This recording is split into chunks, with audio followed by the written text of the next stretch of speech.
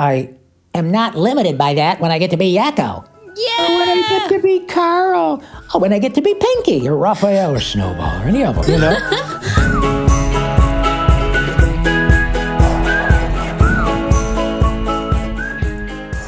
Here you are. You've worked hard your whole career. You're at the top of your game, and things are going your way. You make your living off of your voice, and you make your living off of what you do. And then a few years ago, you got throat cancer. Surprise! So, yeah. What was your reaction there? And knowing that this is your livelihood, you know, how did that affect you? Well, what do they say? We make plans and God laughs. Thank you for bringing that up, because thanks to you, I get to tell my story. And as a result, we never know when someone will watch or listen to this and say, God, you know, Linda and Drew had this guy on, I don't know, it was Ron Pullman, but the guy made his living doing voices that I was aware of. And it turns out the guy was basically the voice of my childhood. That dude had throat cancer a few years ago. The good news is he's okay. He's back doing it at a really high level. And my nephew was just diagnosed with throat cancer. I'm going to play this for him. That's the beauty of what you guys do and allow me to do. So here's what happened. About 4 years ago, a little better than 4 years ago, I had noticed a lump on the left side of my neck.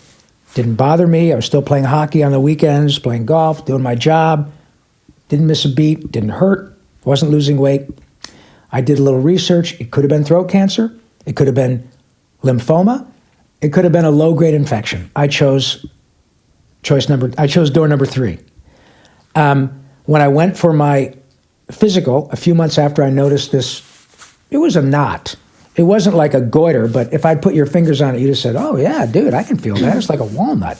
Mm-hmm. But I went to my yearly physical. I put my doctor's hands on that. I said, what do you think about that, doc? And 5 seconds, kids, he said, not good. And I said, oh, come on. He said, no, I screw with you sometimes, but this is not good. If this were an infection, you'd probably have a low-grade fever. You don't have a fever, and it's a knot. Here's what happened. And it is this, not even a silver lining, you guys, it's a platinum lining. I had a group of friends, actors, producers, writers, for whom I was working at the time, to whom I said, here's the deal. I got to tell you what's going on because you've hired me. We're well into this show, not Animaniacs, but other shows. And I don't know, and the doctors frankly didn't know if I could do my job at the same level once the treatment was done. Their job was to save my life. But check this out. Not one producer replaced me. Not only did they not want to, it turns out they didn't have to. Nobody was any the wiser once I got through it. It took me a while to get back in the saddle, but I did it. Can you talk about what your doctor said to you? About your outlook. Oh, my outlook. Thank you. Yeah. Yes. No, he said, in fact, it was my radiation oncologist from whom I stole a bit, Dr. Henry Yampolsky from former Soviet Union, from Russia, big, tall, good-looking Russian man, comes into me, says, Mr. Paulsen, as I tell you earlier, says, Mr. Paulsen, I'm Dr. Yampolsky, it's a pleasure to meet you. Let me say, first of all, I am certain we can cure you. Unfortunately, before we do, we almost have to kill you. We started laughing. It sounded like Goldfinger. You expect me to talk, Mr. Goldfinger? No, Mr. Bond, I expect you to die. And that's what he sounded like, right? So I started laughing, and he said, that right there. He said, don't lose that. That joy, that ability to laugh at yourself. He says, there will come weeks. I'm so sorry. I will do my best, but there will come weeks when it will be so hard for you to swallow, to drink water. We will have to put you on IV because you can't even drink water. I'm so sorry, but it will be worth it, I promise you. But you have to laugh. You have to laugh. And I thought, well, dude, you're preaching to the choir. In fact, I ended my podcast for years saying laughter is the best medicine. The cool thing is you can't OD and the refills are free. And I'll tell you what, that's the damn truth. I have always laughed from my soul. because I love that feeling where I cannot get air because I'm laughing so hard. And to be in a position where something that I do may have that effect on another human is a gift to me that is impossible to quantify. Through it all, I not only kept my sense of humor, but I stoked it, if that makes sense. I encouraged it. I found a way to laugh at myself. Even my wife would say, "Oh my God, honey, that's awful." I said, "I know, but that's why you love me. You know, that's what."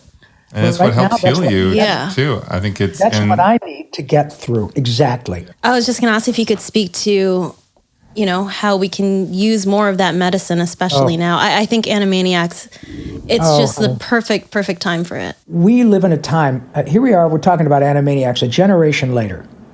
We live in a time in which the phrase, "we're all in this together," has never been more relevant, for better and worse. Politically, racially, COVID, the fact that we are all literally in this pandemic together, and the desperate toll it's taken in a human sense and in an economic sense. We know that 2020 has delivered an unprecedented amount of stinky, nasty lemons to the world. And I don't think that's hyperbole. We are in the privileged position of being able to make a giant vat of lemonade to unleash on people who are so frickin' thirsty to laugh. And we're fixing to fire up a bunch of new episodes of a show that has already made millions happy at the time when they need it most. Mm-hmm. How much better does life get?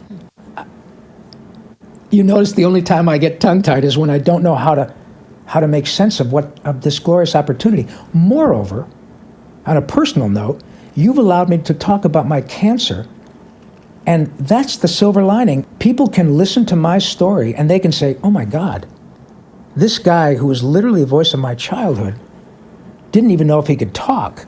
He still can't really taste food, but he's back doing it, and nobody is any the wiser."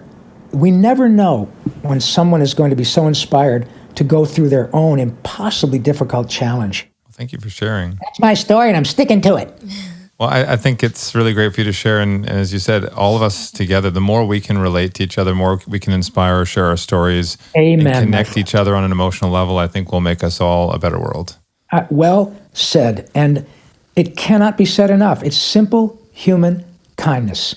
And I just want to let everyone know that the moral of this whole episode is right there. What the world needs to bring us all together is more Yakko. You got it, baby. And you guys get free tickets to the water tower unless you're arrested getting on the lot, in which case you're on your own. But we'll see you on November 20th on Hulu. Well, thank you so much. As you can see, you bring out the best of Joy in us and everyone my else. cheeks are sore now. My pleasure, you guys. Thank you. Thank you very much to your listeners. And keep smiling. Thank you so much to Rob Paulsen for chatting with us today. And by the way, the relaunch of Animaniacs is on Hulu. Check that out. Comment below, what cartoons did you grow up on? We grew up on Animaniacs. And Ninja Turtles. And Care Bears. Yep. And be sure to catch the full conversation with Rob on wherever you get your podcast. The link is below. Yes, and subscribe. If you like the video, subscribe and hit that little bell for notifications every week, Tuesdays for new episodes. I'm also going to be on At Home Social. That's at home, and I'm waiting for you. I'm lonely. Come chat. It's kind of awkward. We'll see you guys next week. Bye.